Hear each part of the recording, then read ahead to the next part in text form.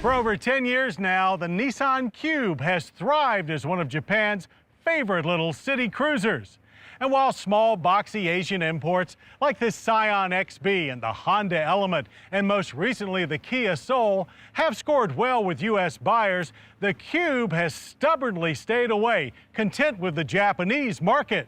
But that is about to change.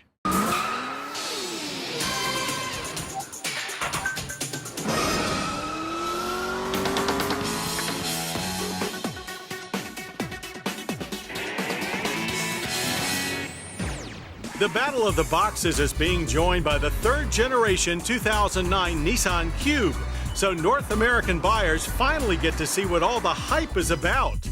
Debuted at last fall's LA Auto Show, the latest Cube is built on a shortened version of the Nissan Versa's proven B platform. Its 99.6-inch wheelbase adds little overhang for a concise 156.7 inches in overall length. That's shorter than similar boxy rivals. Style-wise, what you have here is hip meets geeky in a sort of whimsical and cartoony way. With Cubes often attributed to its targeted young adult buyers, the Cube's face seems devoid of any real emotion. Its wide blank headlamps and sterile grille exude ambiguity. The Cube's latest low-hunkered slacker stance is actually an evolution of past models, with more curves, asymmetrical side-to-side glass treatment, and even a tail, taking the edge off the Cube's ultra-tall cabin. The Cube finishes off its architecture with a swing-out rear door graced with a long ovalish window. There's a lot of geometry happening here. There are 4 Cube trim levels: Base, S, SL, and Chrome. Chrome adds a number of eye-catching body treatments from front to rear. The Cube's wheels measure 15 or 16 inches in steel or aluminum. Within, the Cube surprised us with a much airier and spacious feel than the exterior would indicate. The box, after all, is a most space-efficient shape. Beyond roominess, the Cube's 5-passenger interior has a nice, soft, yet minimalist feel to it, but with a roundness that's different from the harder-edged interiors of its rivals. The upright dash houses gauges and controls that are somewhat simple in operation, but very modern in presentation. A perfect example being the circular climate control interface. Unfortunately, materials did feel a little on the bargain basement side. But one of the most artistically designed elements is the rippled roof ceiling, which gives the illusion of a stone having been tossed into a glassy pond. The Cube seats are nicely stuffed to offer a cushy feel, and like with other Ultra Box rivals, they offer excellent positioning and visibility. Available user-friendly technologies include such goodies as Bluetooth, a Rockford Fosgate upgraded stereo, whose speakers also mimic the rippled design effect of the roof, and a handy iPod interface. The well-done 60/40 split rear bench seat both slides and reclines. So while fit for 3 trim travelers, there's also more than enough room for a couple of relative giants.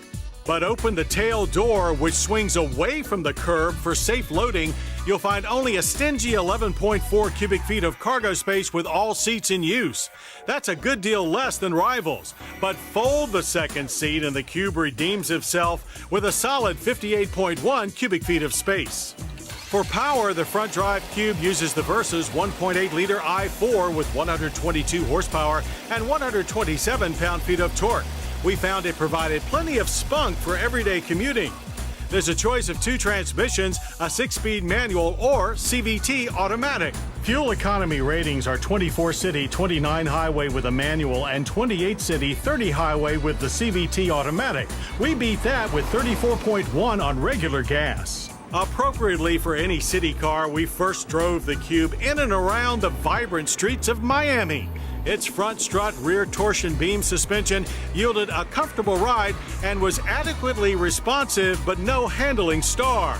Still, the Cube does what it's supposed to do.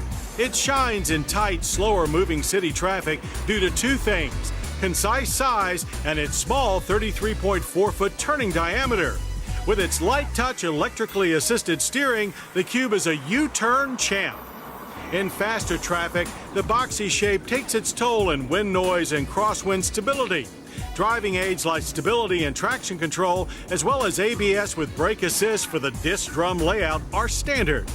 To put this Cube on your street will require $14,710 to start, ranging to $20,090 for the top-notch chrome trim.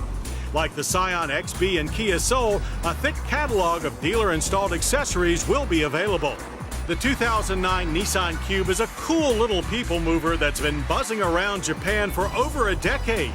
Now the Cube will join the ranks of small boxy imports that are attempting to gain big favor here. To that we say, it's squarely about time. Well, I hope you'll join us here next week for more Motorweek as we start our 29th season with Ford's new Bull, the 2010 Taurus. Then for some Italian flavor, it's a thrill ride in Alfa Romeo's 8C Competizione. I'm John Davis. We'll see you then. To learn more about Motorweek, television's original automotive magazine, visit pbs.org. To order a DVD or VHS copy of this program, call 1-800-873-6154. Motorweek has been brought to you by Cars.com. Let's say you're looking for a car. Cars.com can help. Research, locate, even contact a dealer. Cars.com.